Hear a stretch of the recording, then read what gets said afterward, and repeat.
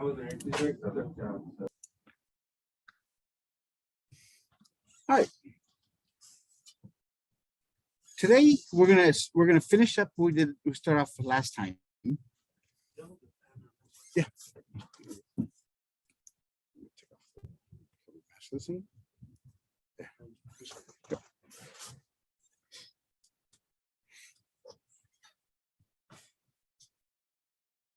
What if I gave you a polynomial that had 4 terms?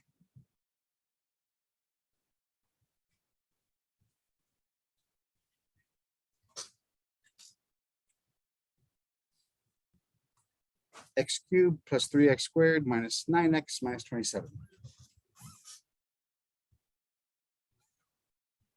If I ask you to give a rough sketch, give me the x-intercepts, tell me everything you can about it. What can you tell me about it?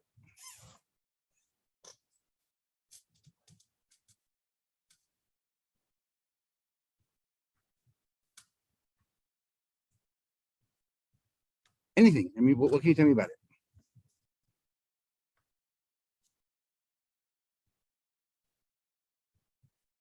Can you tell me the degree? Yep. The degree is always the highest exponent, the largest exponent. Why is that important?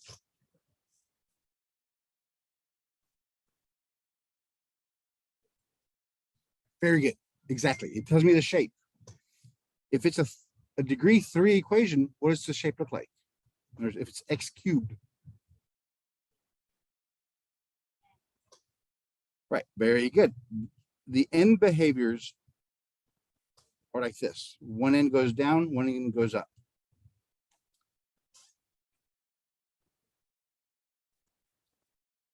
It also tells, the degree tells us that the maximum number of x-intercepts or solutions equals 3. So we know that since it's a 3rd order equation, has a polynomial of degree 3, it'll have at most 3 x-intercepts, at least 1 x-intercept.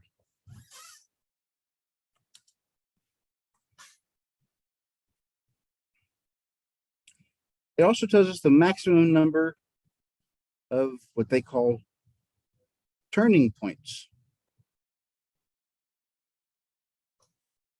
the vertices. And that formula is n minus 1. The degree is what's n. So how many turning points are we going to have? How many vertices? Yeah, 3 minus 1, we'll have 2 vertices. Because think about it. If we have 3 intercepts, then we have 1, 2 vertices.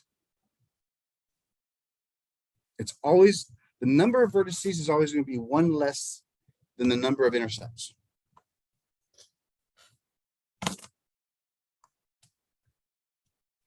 So which one is it? Does it open up or open down?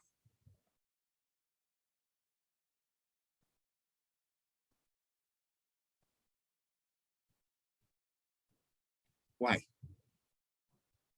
Yeah, because the leading coefficient, the number in front of the x cubed, the degree, that's 1 and it's positive.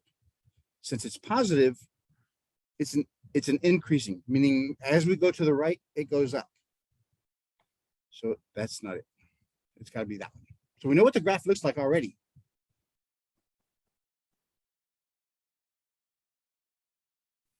What else do we know? One more thing.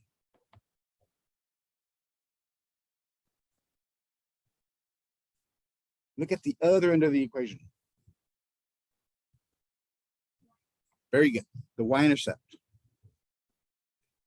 The y-intercept happens at y equals negative 27. The constant is always the y-intercept. If there's no constant, then the function crosses the origin. It's at 0.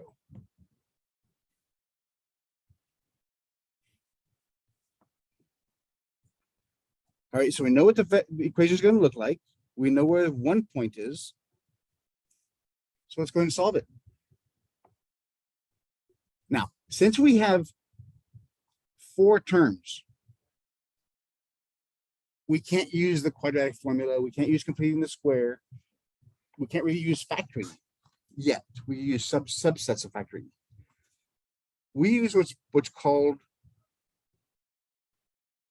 grouping.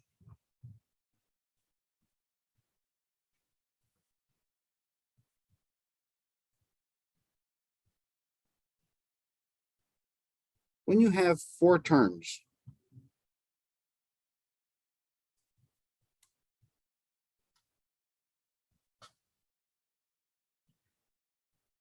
so we have x cubed plus 3x squared minus 9x minus 27. So what grouping does, since we can't deal with the whole big thing by itself right now, we put parentheses around the first 2 terms and parentheses around the second 2 terms. We've grouped the 2 terms.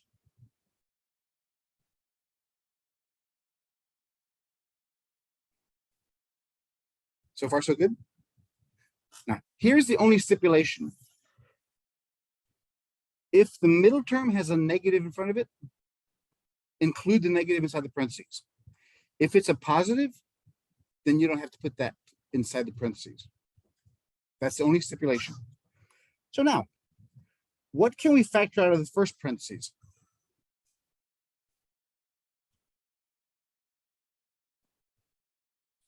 What do they both have in common?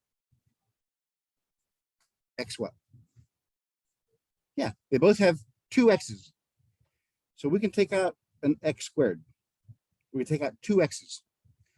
So if we take away 2 x's from this one, we're just left with 1 x. And we take away 2 x's from the second one, we're just left with a 3.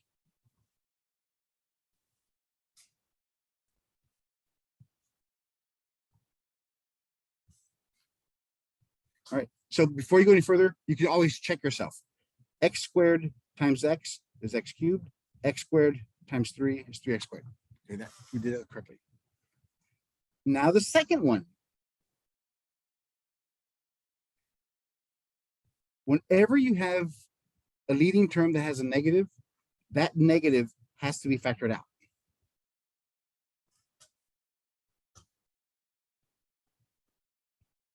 And what else can factor out of this second parenthesis? Yeah, 9, because 9 goes in both of those numbers. So I can factor out a negative 9. So since I took out a negative 9, to find out what goes inside the parentheses, I divide both of these by negative 9. So negative makes it a positive. 9s cancel, so all I have is an x. Negative divided by a negative is a positive. 27 divided by 9 is 3.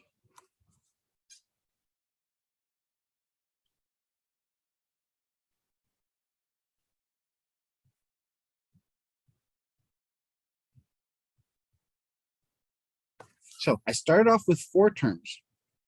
I now only have 2 terms. Now, in these 2 terms, what do they have in common?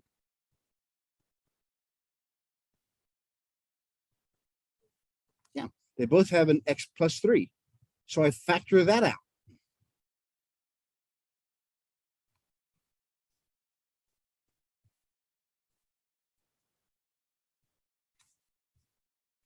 And in the second parenthesis, whatever's in front goes inside the second parenthesis. So it's x squared minus 9.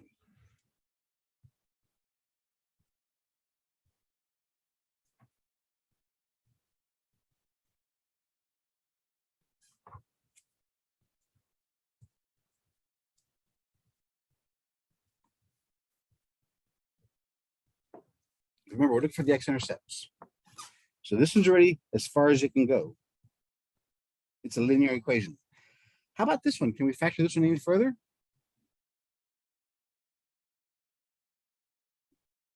The answer is yes. Remember this rule, this formula.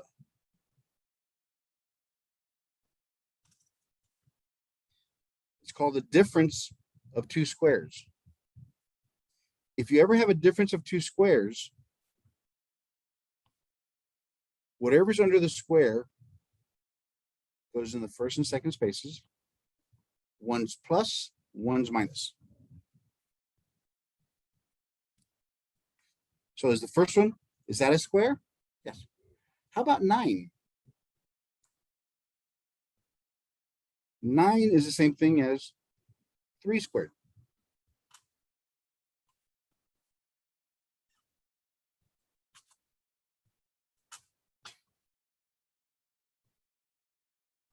So I have x plus 3 in the first one. x3, x3, one's plus, one's minus.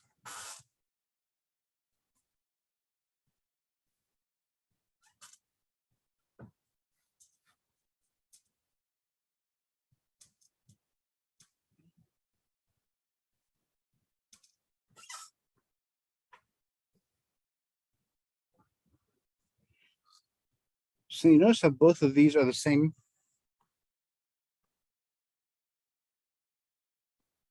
We can write it this way now.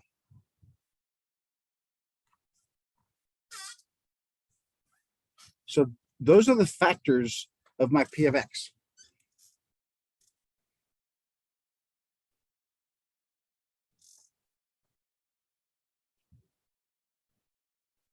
So how many solutions am I supposed to have? There's 1, there's 2, there's 3. So that means I have to have 3 factors. If I have 3 solutions, I have to have 3 factors, and I found it. This one occurred twice. This one occurred once. If I add those exponents, 2 plus 1 equals 3. That's the degree.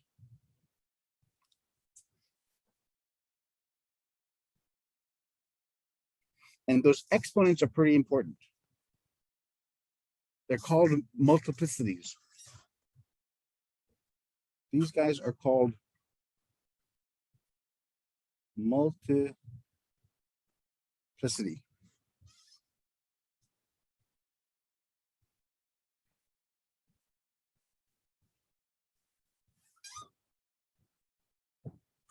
So what are my zeros?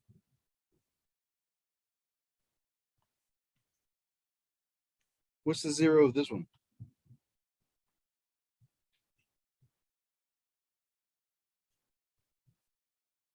It's always opposite sign. Remember, it's to find the zero, take x plus 3, set it equal to 0. So x equals -3. And what's this one going to be?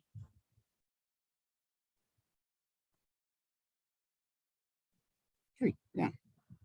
And it's always going to be the opposite of what's inside there, because you have to move it to the other side. These are my zeros. What are other names for zeros?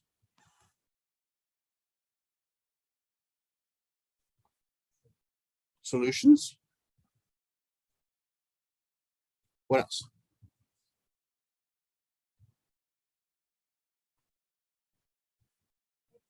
Very good. X-intercepts. And there's actually one more we can look at. We can say they're the factors. If I give you the answer x equals 3, if I say the 0 is x equals 3, can you tell me the factor of the polynomial? Go backwards. If I say x equals 3,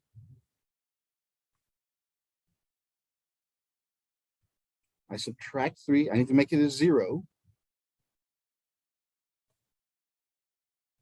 Because remember the factors, because the solutions have to be zeros. So we have, if x equals 3, that has to be a 0. That's where the line crosses the x-axis. Where did it come from? X minus 3. So that concept is very important in the next section, in section 4. If I give you the x-intercept, you have to be able to tell me what's the equation it came from. Just solve for 0. Okay, let's graph this. Oh, let's also do this. What are the multiplicities?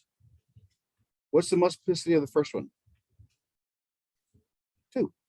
That's the exponent. The multiplicity of the second one?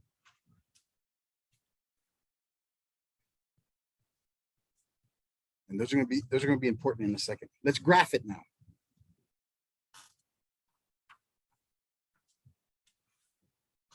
So we have P of x equals x plus 3 squared, x minus 3 to the first.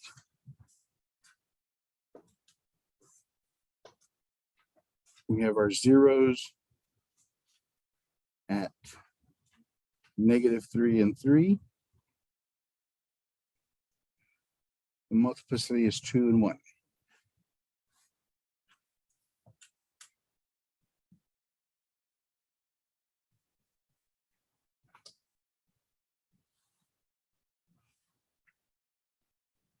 And we also know our y-intercept is -27.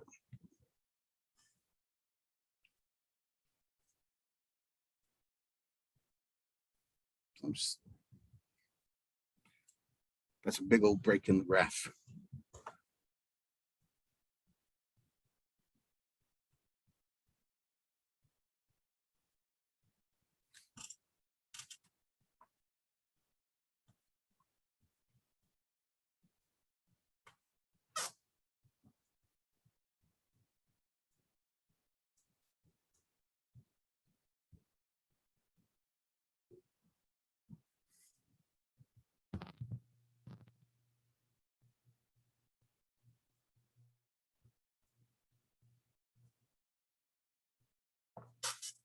Okay, now, remember all the preliminary stuff we did?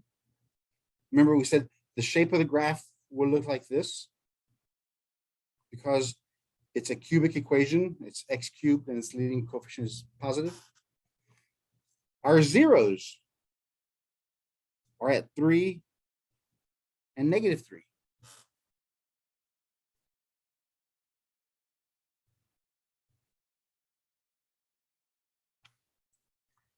Since these are the endpoints of our graph, from the left endpoint, it has to go down. So this one has to go down.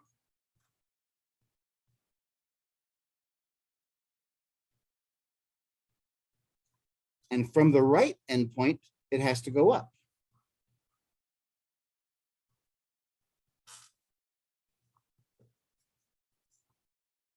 That's the easy stuff. Now, what happens in the middle is the tricky part. We have to be able to go from this line to this line using this information. So at -3, the multiplicity is 2. What that tells me is the graph will look like this. And at +3, it's 1. So it'll look like this. So the graph will look something like that. So what can you conclude about multiplicities?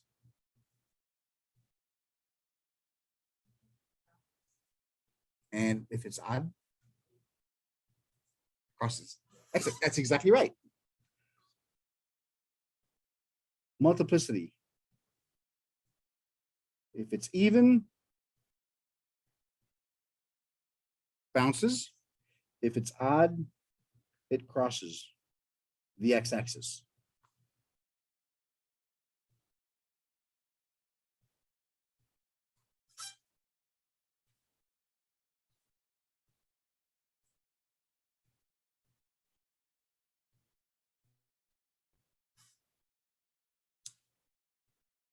Let's try another one.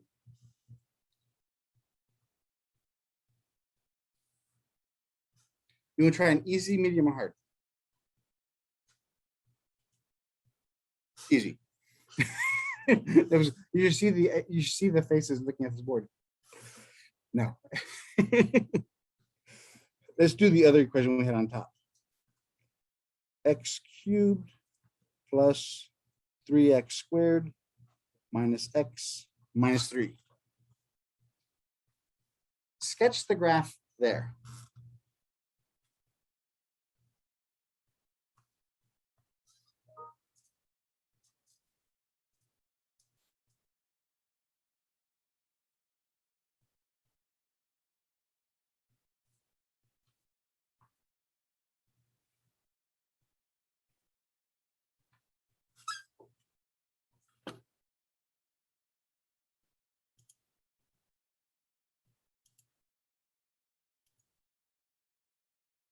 Okay, so since we have 4 terms, let's do grouping.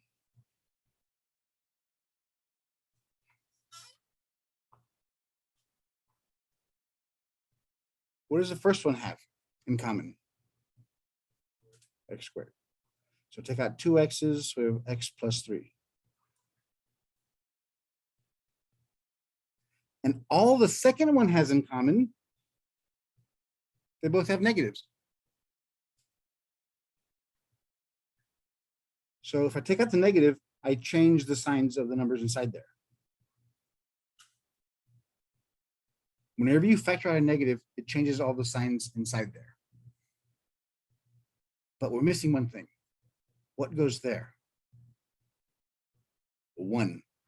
If there's no number, it's always a 1.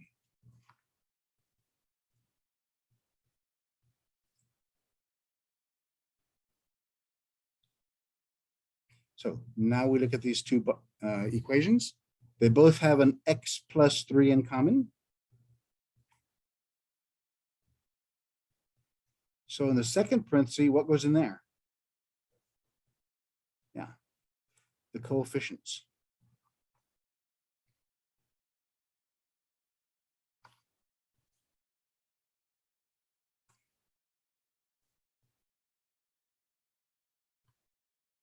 What can we do with this one?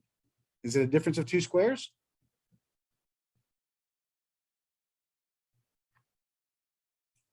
Doesn't 1 equal 1 squared? So yeah, if it's 1, it's everything. So this is a difference of 2 squares. We have an x and a 1, x and a 1. One's positive, one's negative. There's a difference of 2 squares.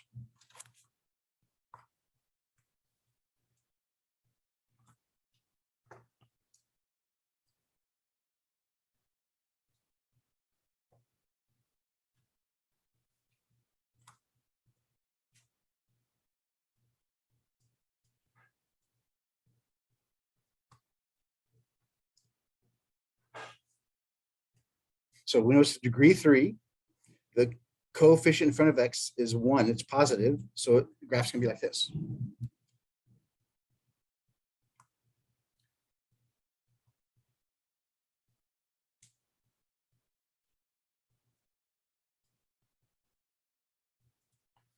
What are our zeros?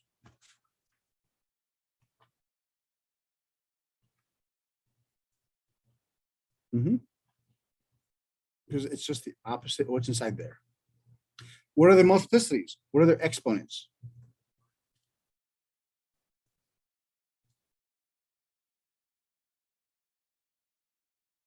Because if you look at all of these are 1. If you add them together, 1 plus 1 equals 3. That's the degree of the polynomial. If you add the multiplicities, it has to equal the degree.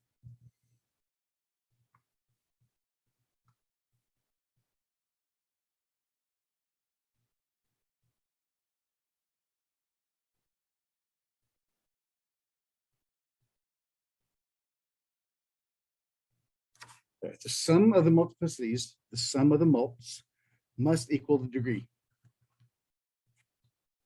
All right, now we're ready to graph it.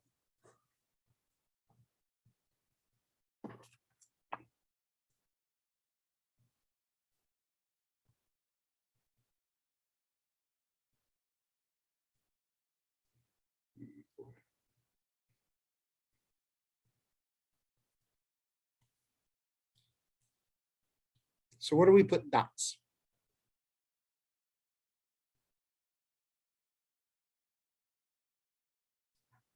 We have to put 4 dots in this case. The first one is at -3. That's a 0.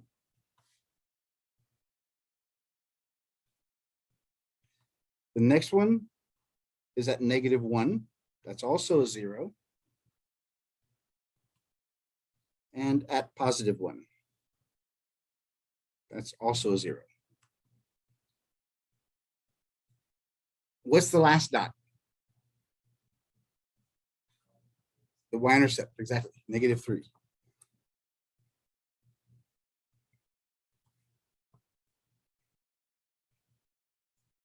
So far, so good. Remember, we know what the graph's supposed to look like because of the degree and the coefficient. So remember, it's supposed to look like this. From the last point, from the last 0, it has to go down. From the far right one, it has to go up. That's what that tells us. What happens in the middle is up to the equation.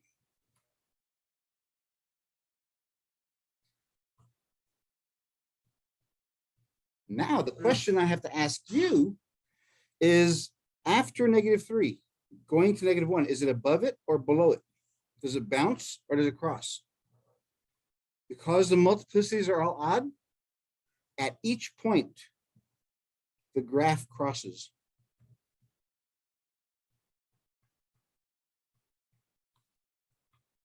Because all the multiplicities are odd, at each 0, they cross.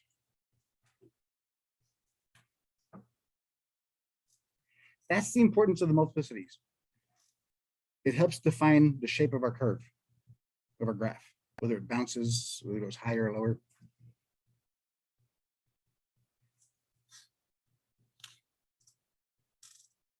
Let's do another one. You can never have too much practice doing this stuff.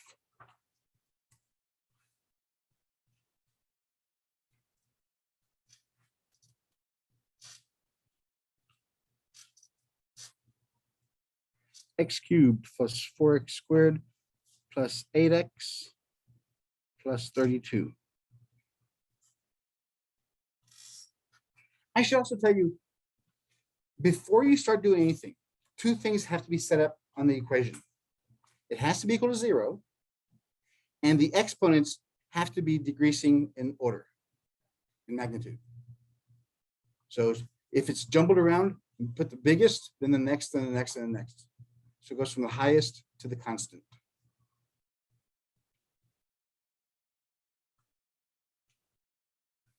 So what method are we going to use here?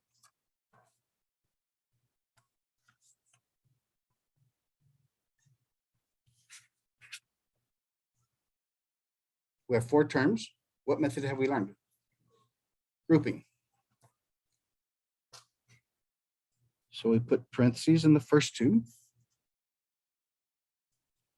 Since the middle sign is a plus, I don't have to worry about that. I could just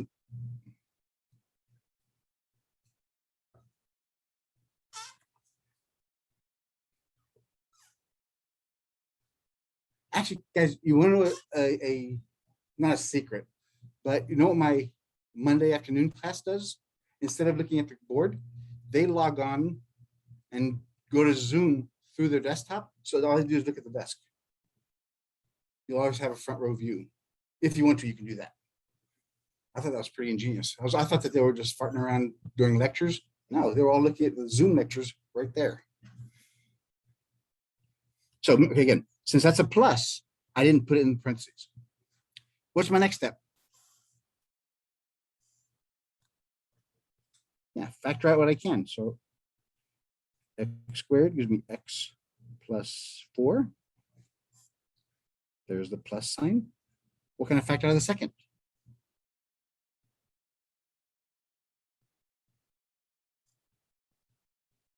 Eight. Very good. So to figure out what goes inside the second parentheses, I divide both of those by 8. So it's x. 32 divided by 8 is 4.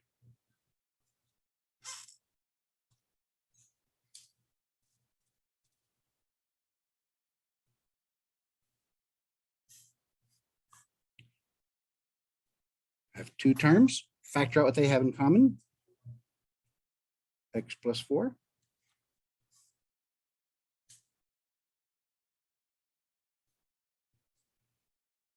And the coefficients, x squared, positive 8.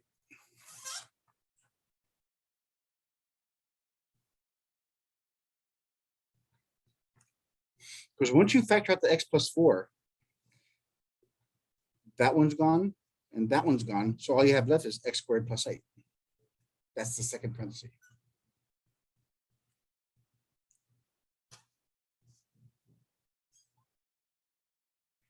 What's our next step?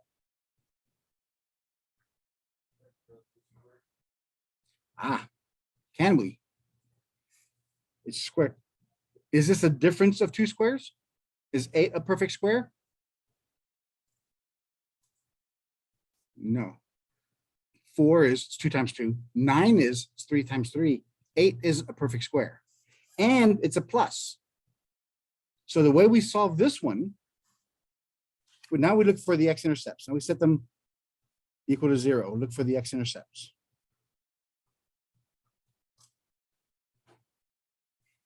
So we know the first one's -4. That's one of our intercepts. To solve for this one, since we have two terms, only one x, we have to solve for x. Subtract 8 from both sides.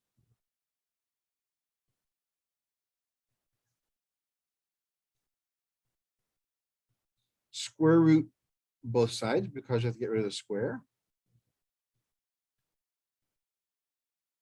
We have to put a plus or minus there.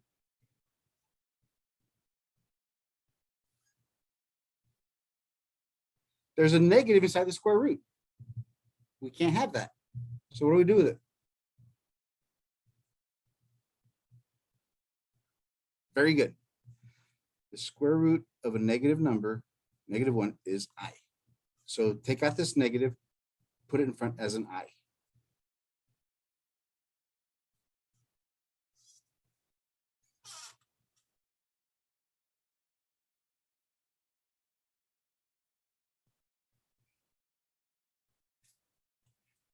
And then 8, square root of 8, breaks down to square root. 8 is made up of 2 times 2 times 2.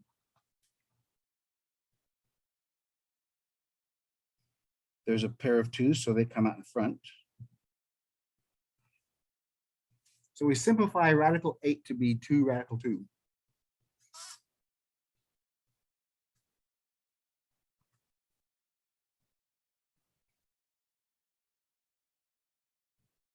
So we have plus or minus. Remember, this is radical 8 is this answer. So we have 2i radical 2. Those are our 3 answers. X equals -4. X equals 2i radical 2. And then x equals -2i radical 2. Those are our 3 answers.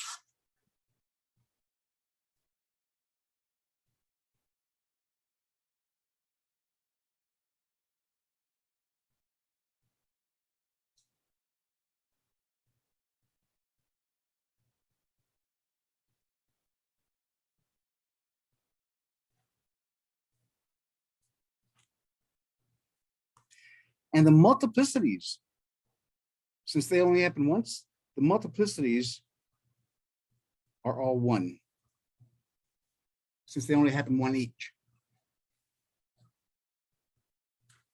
If you had the same answer twice, then the multiplicity would be 2. But since they're all different answers, they each have 1 multiplicity.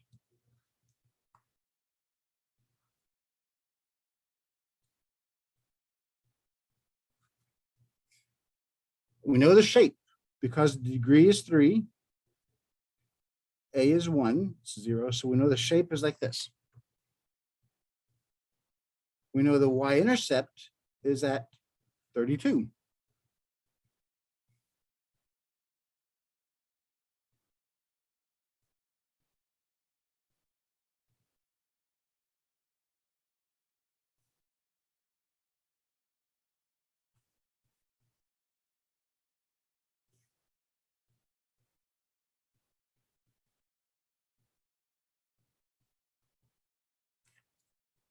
Because I didn't want to go all the way to the very top.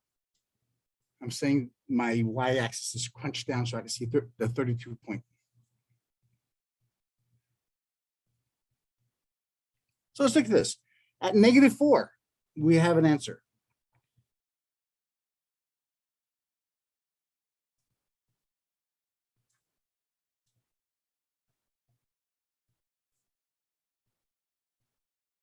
So at -4, since that's the far left one, we know the graph goes down here.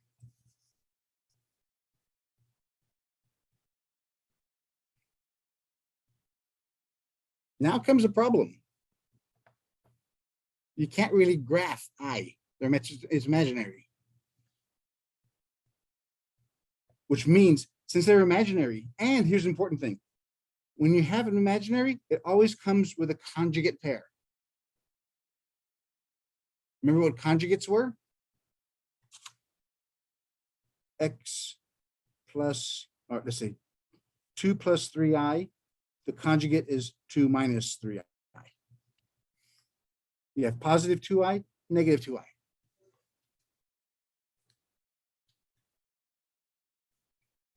So what that's telling us, it doesn't cross the x-axis. That's what the equation is telling us. So 2 radical 2 is somewhere like 2 point something. And so what it's saying here is this. The graph will look something like this. All we know is it crosses that graph and that crosses that graph. The rest of the shape, we would have to plug in some numbers, because we only have one real x-intercept. Okay, so that's very important there.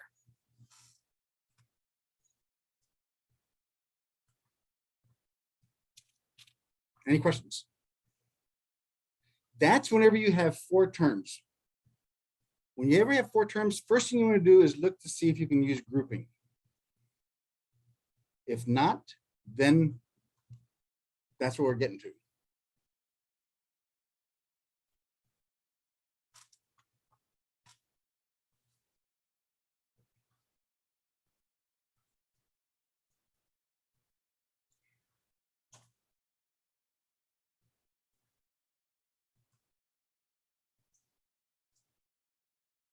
Sketch the graph of that one.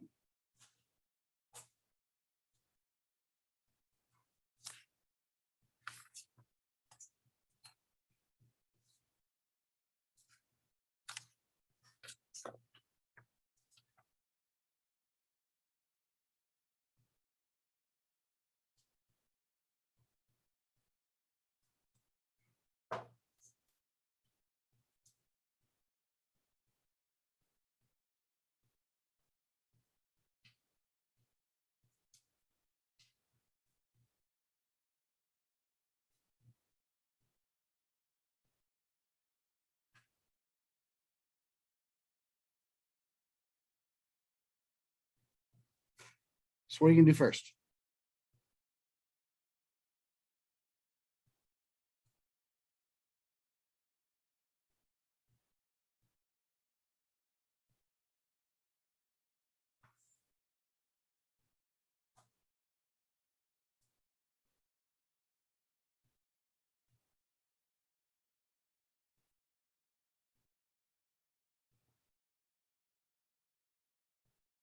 These are the only things we can tell just by looking at the equation. First, define the basics. Before you start doing any math, first define what you see. What's the degree? What's A? What's the leading coefficient? So since it's the degree 4 and a negative coefficient, what's the shape of the graph going to look like?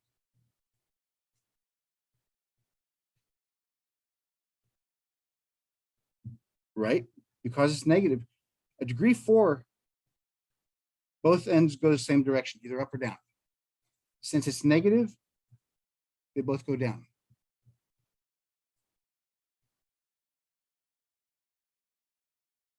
And our y-intercept is where?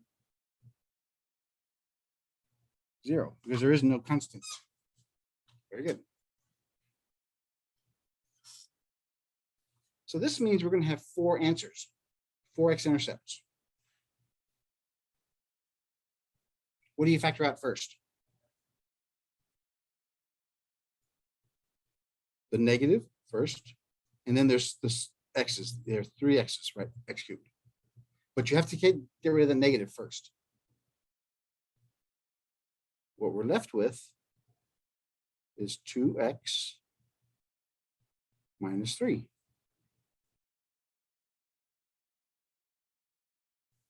Because remember, whenever I factor something out, I divide whatever I have there to see what goes inside. So the negatives cancel. I have 2, 4 minus 3 is 1x. Positive divided by negative is negative. There's a 3, and all the x's are gone.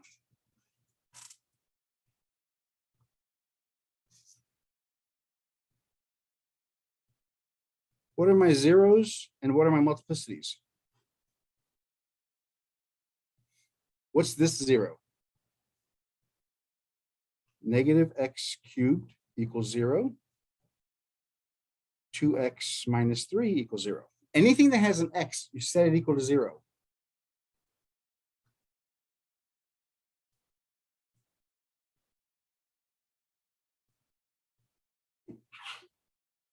That's change the signs. We have x cubed equals 0. Take the cube root of both sides. So x is still equal 0. So our first 0 is at 0. It crosses through the origin. What's its multiplicity?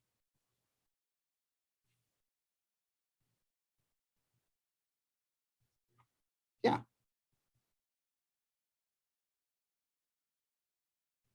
So does it cross or bounce? It crosses. Odd crosses, even bounces. If you ever forget that, think of x squared. The graph of that looks like that. It bounces off the x-axis. And the second one,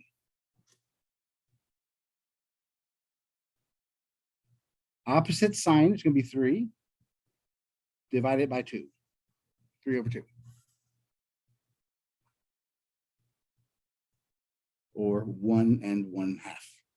And its multiplicity is 1. So it crosses also.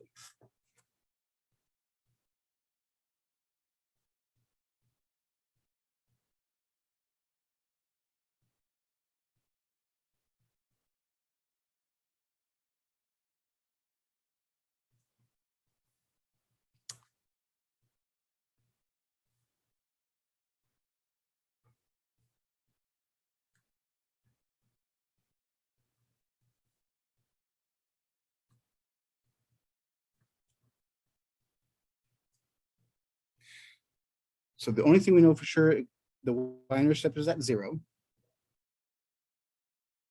which is where the 0 is, and at 1 and 1/2. And it crosses at both of those.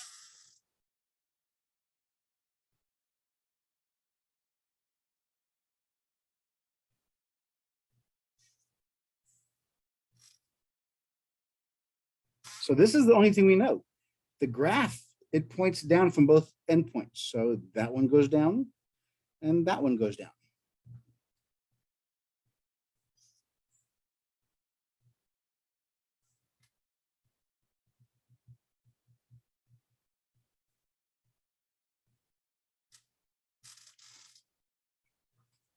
And since it's a fourth order equation, it has to go up, down, back down. So it looks something like that.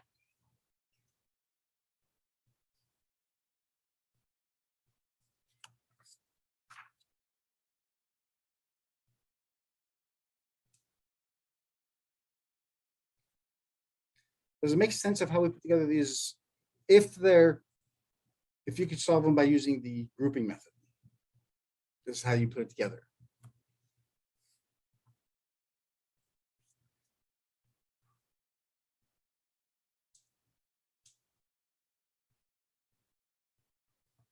Intermediate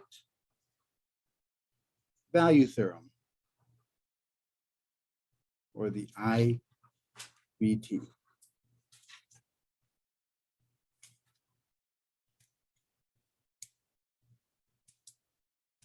What the intermediate value theorem simply tells us,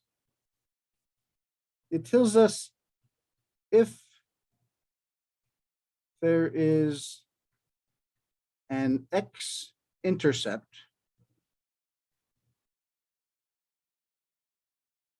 between two distinct points.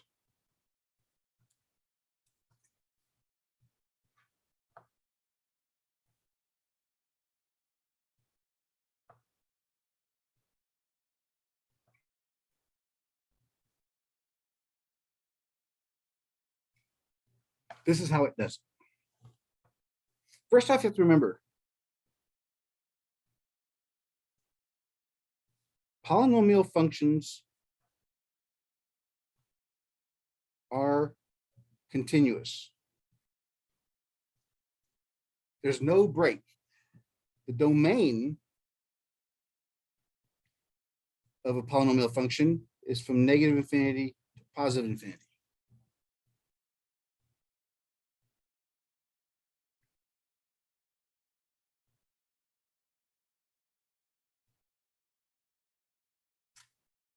So if I had 2 points, I'll show you. If I had a point, here's A, and here's P of A, is there. Whatever number that is, that's the Y value of it. And then further on down, I have a value B, and its point is down here. Since the line is continuous, this graph has to connect with these 2 points. True?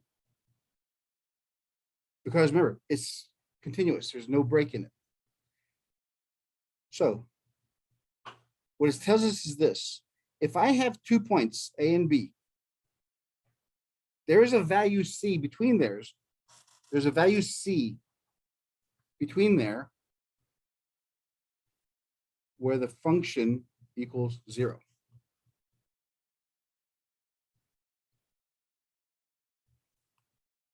So if you have two values on opposite sides of the x-axis and you connect them, it has to cross at the x-axis at least once.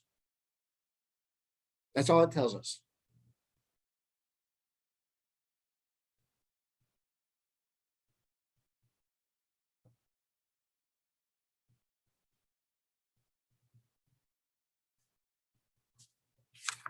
Here's an example of it.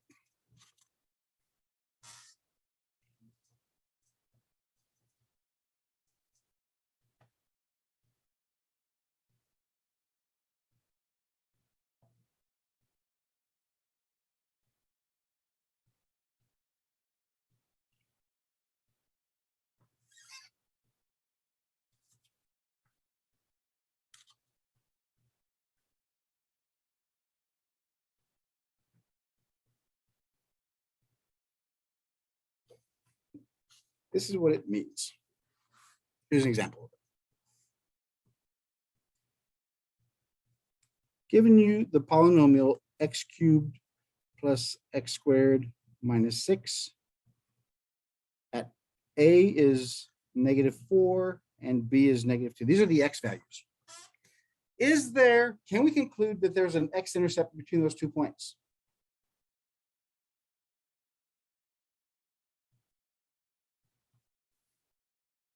So basically, I'm asking you this.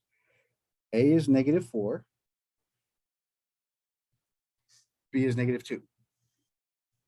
Is there a value somewhere between there, some C value, where the graph crosses that line?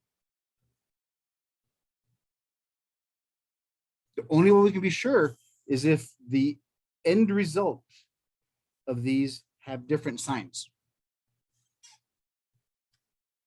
Let's try it. At -4, work it out.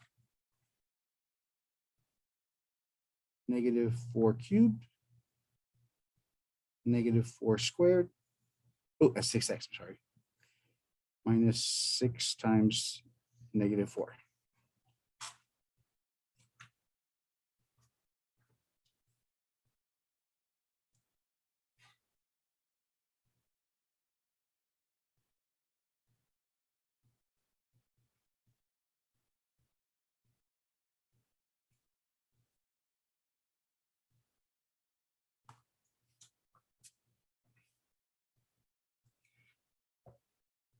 -4 cubed, is it positive or negative?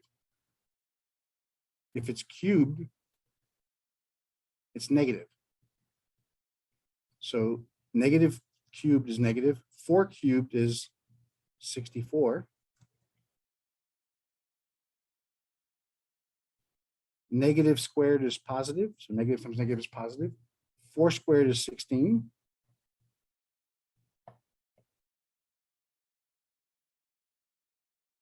Negative times negative is a positive. 6 times 4 is 24.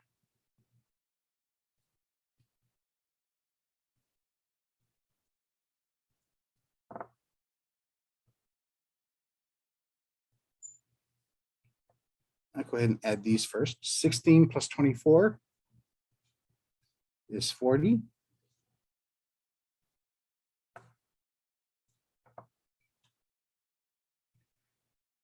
Negative 64 plus 40, since 64 is bigger, the answer is negative. 64 minus 40 is negative 24. That's at -4.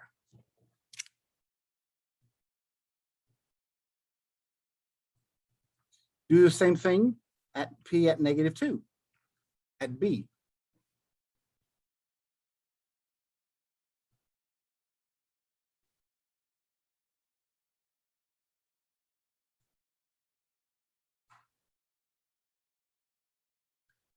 -2 cubed, -2 squared, -2.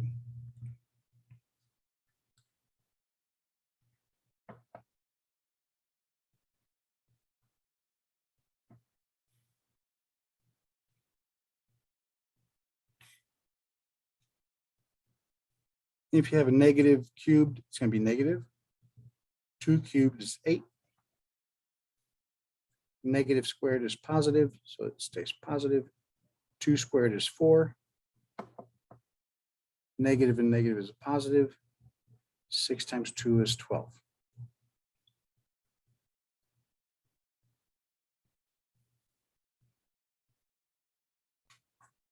Combine those two first. -8 plus 16 is a positive 8.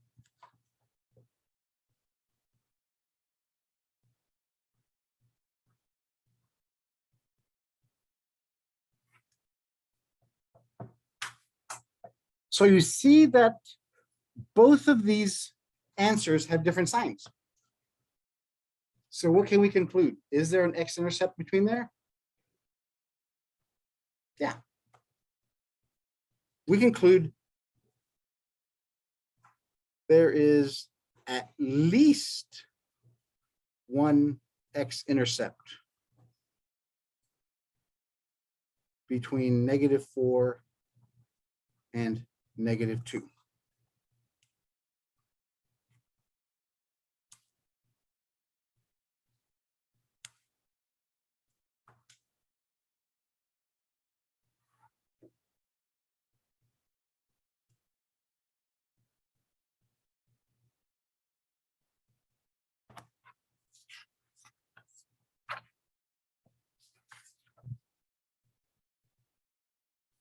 Knowing that, let's go ahead and solve this.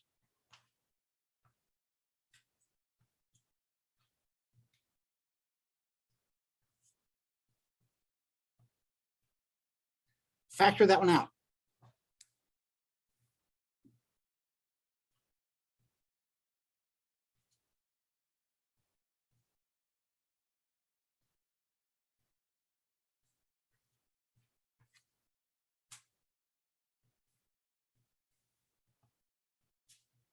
They all have an x in common, so I take that out first.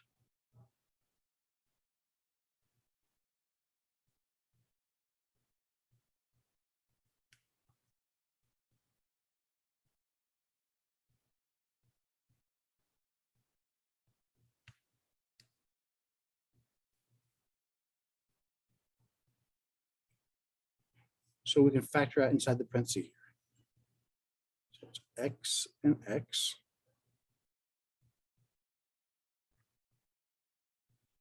The second sign's a minus, so they're different. One's plus, one's minus.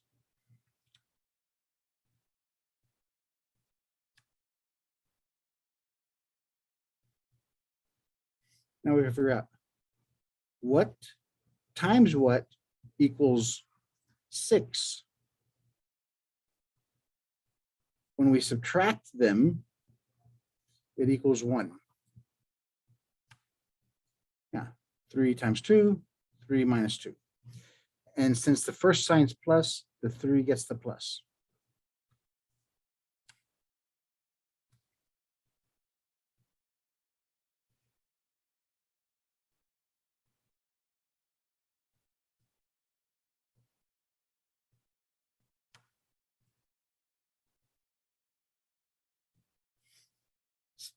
Solve all these. Solve all 3 of these. What are my zeros? X equals 0, X equals -3, and X equals 2.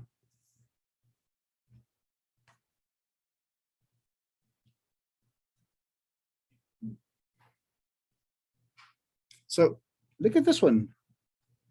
Didn't we say it's going to be between -4 and -2? There's our x-intercept. So that's what the intermediate value theorem tells us. There's going to be one, at least one, not what it is or where it is. It just tells us it is there. Yes.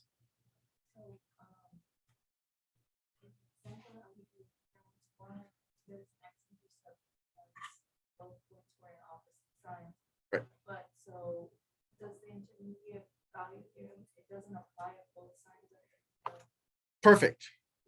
If both signs are the same, you can't say anything about it.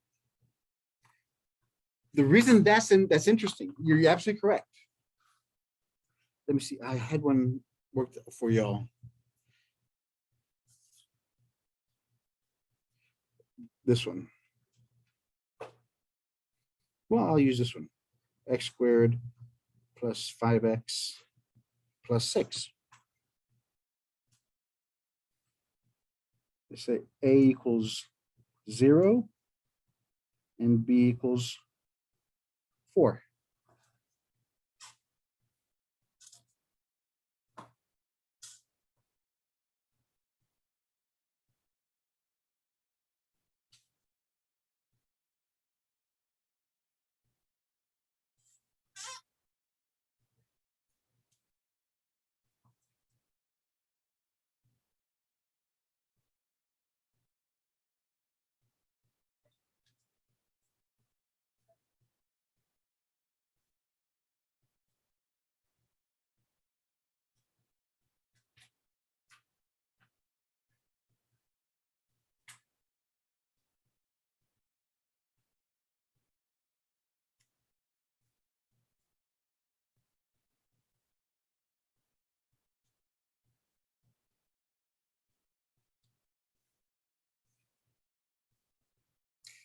They're both positive.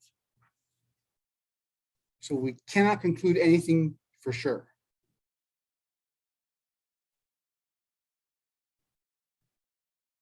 So yeah, that's exactly right. If they're the same signs, that means they're on the same side of the x-axis. We can't be sure of anything, even though our graph has intercepts at -2, a -3, and -2. It's a parabola. So if I picked at 0 and at 4, they're both on the same side. It doesn't cross between those points, between 0 and 4. It never crosses between the x-axis.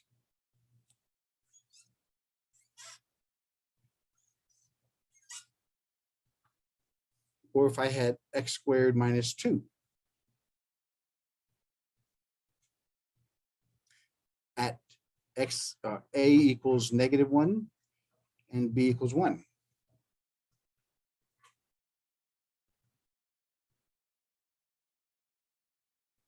Now let's make it -3 and +3.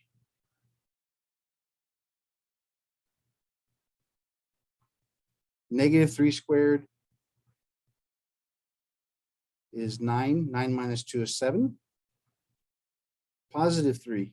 3 squared is 9 minus 2 is 7.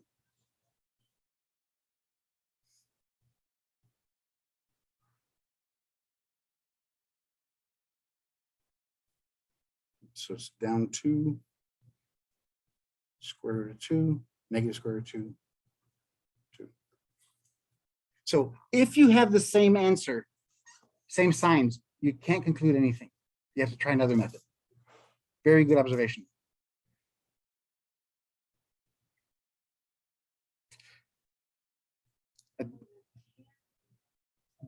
There could be at least, yeah, between -3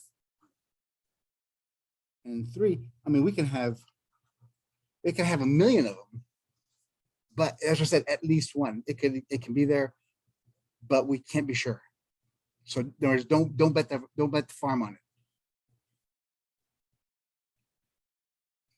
Again, to determine how many answers we're going to have is a very tricky thing, because right now, if I give you a polynomial and ask you to solve it, well, you're limited to what you can do. That's what section 3 is about. We're not going to do it today because it's too late.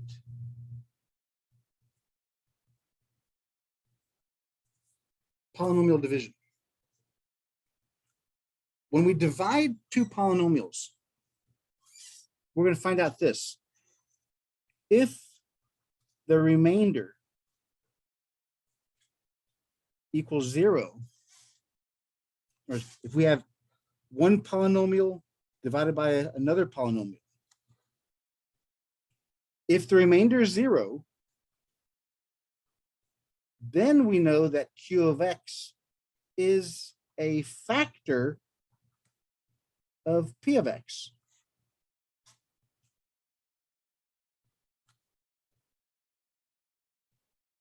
If I divide these things and the remainder is 0, then I know this is a factor of that one.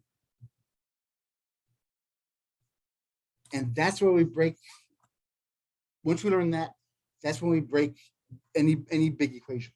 We can now just divide polynomials and figure out what the factors are. Because it's 6 after now. I don't want to get into it because once we get rolling, I don't want to interrupt. So we'll cover this on Monday or Tuesday. But I also, over the weekend, please watch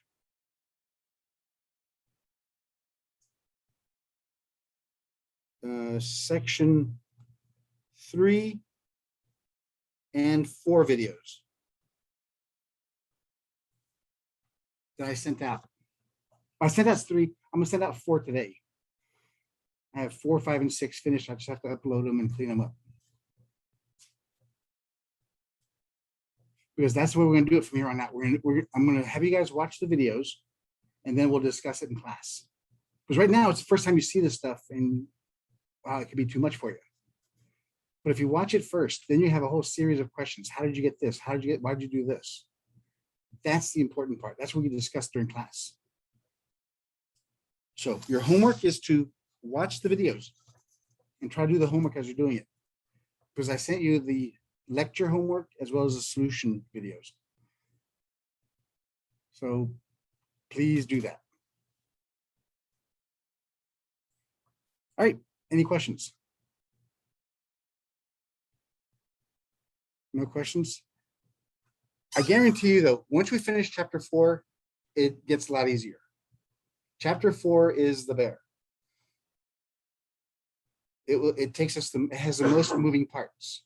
But once we finish chapter 4, chapter 5 is a big one, but the concepts are very simple. It's just formula based. And then 6, 7, and 8, we'll finish that in like 2 days. I'll show you shortcuts that'll make all this stuff easier. All right. Okay, everybody. Have a great, safe weekend, and I'll see you on Tuesday.